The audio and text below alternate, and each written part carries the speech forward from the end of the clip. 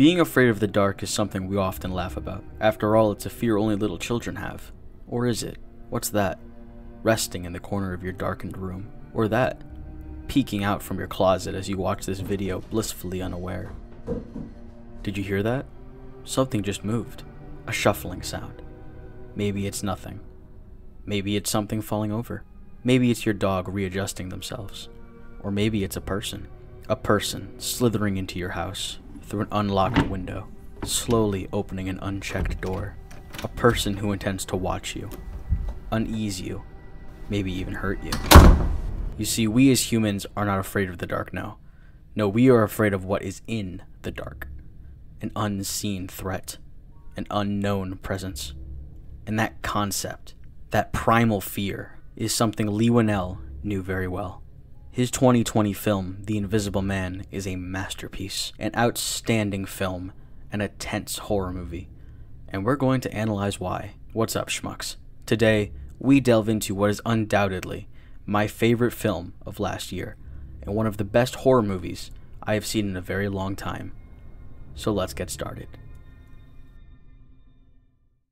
Our story begins with a movie opening. This seems like a stupid thing to say, but it's so common for a horror movie to open with a flashy kill in the cold open. This is often done to make the audience fear the monster. But not here. The Invisible Man takes a different route, and instead opens with a slow, intense escape sequence to establish the atmosphere and the tone that the rest of the movie will follow. This escape is orchestrated by our protagonist, Cecilia, as she tries to flee her abusive boyfriend, Adrian Griffin. This sequence perfectly shows that Cecilia has been planning this. She moves with efficiency and determination to grab all of her belongings and leave the premises while Adrian sleeps none the wiser. Not soon after the movie started, Cecilia is free of Adrian as her sister Emily picks her up and takes her away. The Invisible Man is not only a competent horror movie, but also a solid and semi-deep metaphor and allegory for abuse and the long-lasting effects of it. As we go, I'll be mentioning examples of this, but to think a horror movie has these kinds of layers is absolutely incredible to me. This concept wouldn't work with, say, Dracula or the Wolfman, but with the Invisible Man, this metaphor fits perfectly, and Leigh Whannell knew that. Before we continue, I want to mention this here because I'm not going to find a better spot to do so, but Elisabeth Moss is excellent in this movie. She shows great range in this performance, from being scared to helpless, and eventually powerful. I do in fact believe this may be her best performance of her entire career. A few weeks later, Cecilia is living with her friend James and his daughter Sydney when they're visited by Emily. I really love the supporting cast in this movie. More often than not in a horror movie, the supporting cast are a group of irritating people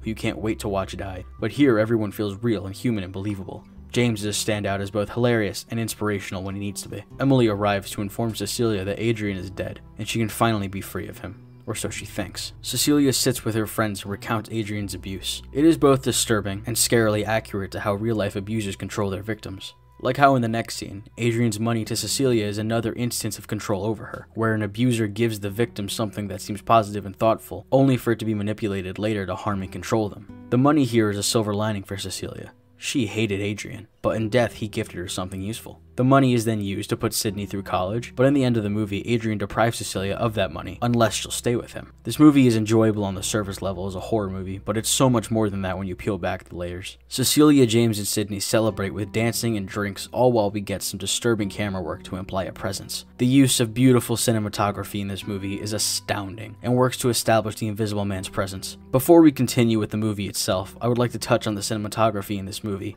and explain why it is so brilliant. In any movie, regardless of genre, a camera panning across a frame or adjusting its position is often done to divert the audience's attention to something new. Here, in Atomic Blonde, the camera pans away from Lorraine to focus on these KGB thugs as they edge closer to her. We're shown Lorraine's position in the elevator just before the camera pans to show her attackers. The audience now knows where everyone is located thanks to a quick panning shot. These types of shots are across all sorts of movies from across all of time, but the way they're used in The Invisible Man is something special. You see, when the camera pans away from someone or something, it's to show us something else. We have all been conditioned to expect a subject in these shots, but when the camera pans in this movie, the frame is empty. Or is it? You see, we all know the film we're watching. We're watching 2020's The Invisible Man, so when we pan away from Cecilia to an empty side of the room, we're forced to ask ourselves, is it really empty? Are we safe? Or is he standing there, watching, waiting?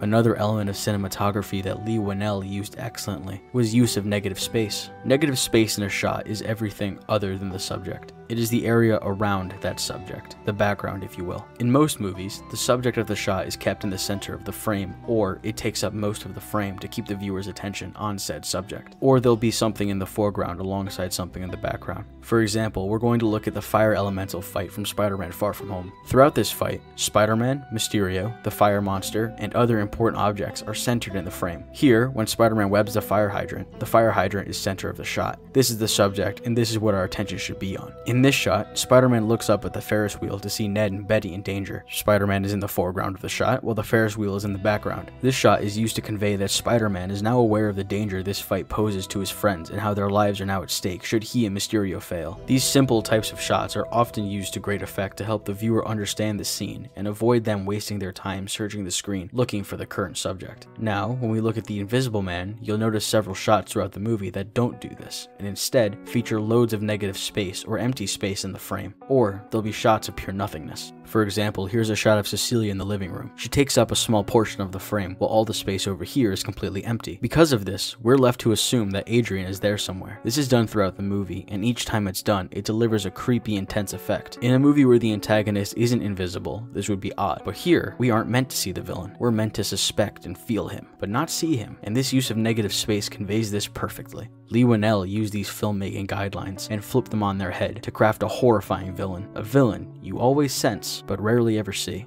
As Adrian torments Cecilia, she turns to her loved ones for support, but no one believes her. People not believing the protagonist about odd occurrences in a lesser horror movie would be an uninteresting trope. But here, in a movie with the themes of abuse this movie has, the trope becomes something more, as abuse victims can beg and plead for help, but have their pleas fall on deaf ears. Adrian sending a fake email to Emily and creating a divide between Cecilia and James by hitting Sydney is more metaphorical abuse, as abusers often isolate their victims from their friends and family to weaken their support system and keep the victim under their thumb. Now, I do think this movie is a genuine masterpiece, but that doesn't mean it's flawless. For example, how could Sydney think Cecilia hit her from this angle? How come James takes Sydney out of the house instead of kicking Cecilia out and staying there with his daughter? I know the point is to get Cecilia and Adrian alone, but this still feels contrived. Cecilia is left alone with the Invisible Man, so she backs herself into a corner and waits for him. Cecilia has a "So why me?" moment similar to how an abuse victim can question why their abuser chose them out of anybody else to harass. It's another thing horror movies do, where the killer or monster seemingly chooses a victim at random to hunt and torment, but here it has a deeper meaning than a simple killer/final girl dynamic. So after some investigating and some scares, the Invisible Man attacks Cecilia. Although Adrian is invisible, you completely understand where he is at all times. I can't even say that for big budget movies where the people fighting aren't invisible. Cecilia escapes and heads to Adrian's house to get to the bottom of the Invisible Man and discover how he's doing what he's doing. While here, Cecilia finds the suit, and we get the answer as to what the Invisible Man is. I really like this modern day take. No potions, no supernatural occurrences, he's technology based. Not necessarily realistic, but definitely more believable than a mad scientist drinking strange liquids. Cecilia stores the second suit in her little hiding spot, escapes Adrian once more, and heads off to meet with Emily that night. While at dinner, we get one of the best and most upsetting moments of the film. The way the Invisible Man kills Emily is so fucking sudden and horrifying, and is one of the best kills I've seen in a long time. It isn't flashy, but the unprovoked nature of it, the intensity of it, the speed of it, and the emotional impact of it makes it something special. It's such a quick moment where Cecilia thought she'd be safe in public with a loved one, safe from Adrian, just to be proven horribly, horribly wrong in a matter of seconds. It's beautiful, it's tragic, and it's terrifying. I love it. It's also sad to think that perhaps Emily died thinking Cecilia did kill her. The knife did move fast, and the last thing Emily would have seen would have been Cecilia holding it. Cecilia is arrested and placed in a psych ward where she's visited by James, Adrian's brother, and the Invisible Man, of course. Adrian's brother Tom tells Cecilia that should she choose to have Adrian's baby and go back to him, then she can still have the money left to her. The money can then be used to put Sydney through college, and she'll get off with allegedly killing her sister. But how exactly does this all go away? There's likely security footage from the restaurant that nearly any jury or judge would believe to convict Cecilia of the murder, plus all the witnesses. I don't care how much money you have, that's a pretty hard thing to make just go away. Cecilia concocts a plan to lure Adrian where she wants him, so she moves to kill herself and strikes when she gets her opening. This hallway long take is absolutely gorgeous. The thing I like about the Invisible Man in this version is how threatening he is while being seemingly non-threatening. He's not super strong, he's not magical, and he's not supernatural. He's not a werewolf or a creature from the Black Lagoon, but instead, he's a guy. But a guy that you can't see coming. You can't anticipate his next move because you can't see him. You can't stop what you can't see. After Adrian's rampage, he and Cecilia play cat and mouse in the parking lot as the suit flickers on and off. This movie was made on a feeble $7 million budget, but it looks phenomenal. The CGI on the suit is truly spectacular. The Invisible Man warns Cecilia that he's done fighting her, and instead is going to take out his fury on Sydney, so he sets off to do just that, but Cecilia is not far behind. The way the Invisible Man goes into the house, moves through it, enters Sydney's room, and then brutalizes James is a truly horrific sequence of events, and rather hard to watch in certain aspects. But Cecilia arrives just in time to gun down the Invisible Man before unmasking him, but only to find Tom and not Adrian. The way Adrian fakes his kidnapping and plays victim to make Cecilia's claims against him seem crazy is more of that abuse metaphor. The way an abuser can play victim to manipulate or gaslight the actual victim. Cecilia decides to meet with Adrian for dinner, while wearing a wire in the hopes of goading a confession out of him. Adrian's dialogue and mannerisms are just textbook abuser. I know it's not exactly a hard type of person to write, but it is commendable to see it done well, and not in a cheesy or artificial way. Once Adrian utters the word, surprise, it's all Cecilia needs to make her ultimate move. I love these shots, once again utilizing empty frames and negative space, but this time, it's alluding to Cecilia. She is the monster in the shadows,